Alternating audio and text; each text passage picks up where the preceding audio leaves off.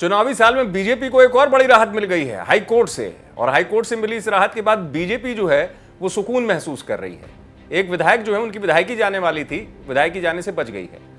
मैं बात कर रहा हूं टीकमगढ़ से विधायक राकेश गिरी की, जिनको लेकर हाई कोर्ट में याचिका दायर की गई थी और इस याचिका में इनके चुनाव को शून्य करने की यानी चुनाव निरस्त करने की गुहार लगाई गई थी। कांग्रेस के जो कैंडिडेट हैं उनकी तरफ से कहा गया था कि टीकमगढ़ में 2018 में जब चुनाव संपन्न कराए गए थे उसमें जीतने वाले कैंडिडेट बीजेपी के राकेश गिरी, इन्होंने फॉर्म में गलत जानकारी दी। कई मतदान केंद्र ऐसे थे जहां पर समय से पहले मतदान संपन्न कराया गया। यहां तक कि कांग्रेस कैंडिडेट की तरफ से यह भी याचिका में कहा गया था कि जो तत्कालीन कलेक्टर थे उन्होंने पक्षपातपूर्ण रवैया अपनाया, जिसके चलते उनकी चुनाव में हार हुई। कांग्रेस कैंडिडेट जो है यहां पर लगभग 4000 वोटों से हारी थी टीकमगढ़ में। मामला हाईकोर्ट तक पहुंचा और इसलिए राहत की बात है क्योंकि करीब बताया जा रहा है 4 साल ये मामला चला हाईकोर्ट में। 4 साल तक हाईकोर्ट में ये मामला चलता रहा। अंततः जो विधायक जो हैं उनको क्लीन चिट मिल गई है और चुनाव शून्य घोषित नहीं किया गया है।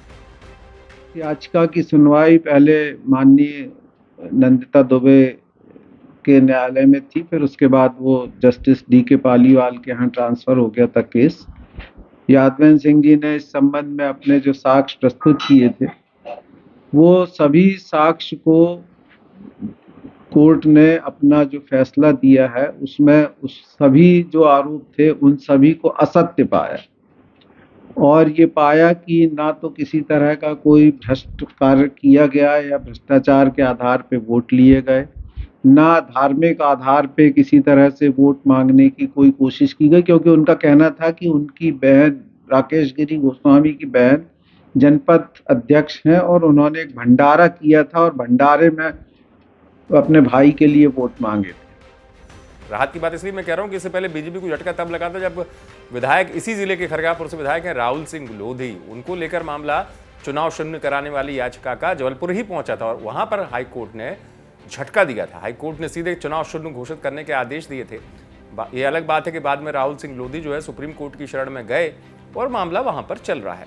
लेकिन चूंकि टीकमगढ़ के ही दोनों मामले सामने आए थे, ये मामला इसलिए भी अभी चर्चा में कि चुनावी वर्ष है। अब चुनावी वर्ष में ये फर्क नहीं पड़ता कि 1 या 2 विधायक कम हो जाएं, लेकिन जिस पार्टी के विधायक के चुनाव को शून्य घोषित किया जाएगा उस पार्टी की साख पर जाहिर सी बात है सवाल उठेंगे ही। यही वजह है कि लंबा अंतराल निकला।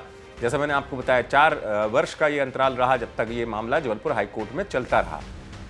अब जो है राहत मिली है विधायक को, और विधायक को राहत मिलने से बीजेपी के लिए भी राहत की बात है। जैसा मैंने आपको बताया कि सुकून की बात इसलिए हो जाती है कि जिस पार्टी का कैंडिडेट रहा हो और जिसके पार्टी के विधायक का अगर चुनाव शून्य घोषित होगा तो उस पार्टी को लेकर ही सियासी तौर पर साख से जोड़कर देखा जाएगा।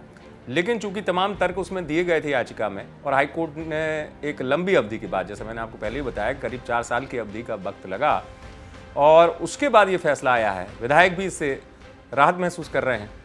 लेकिन हाँ, कांग्रेस का ये कहना है कि ये चुनाव जो है अभी भी कांग्रेस मानती है कि गलत तरीके से संपन्न हुआ। यही वजह कि ये तर्क भी निकलकर सामने आ रहा है, बात आ रही है कि कांग्रेस के जो कैंडिडेट हैं वो अब सुप्रीम कोर्ट की शरण में जाएंगे। आप देखते रहें एमपी तक।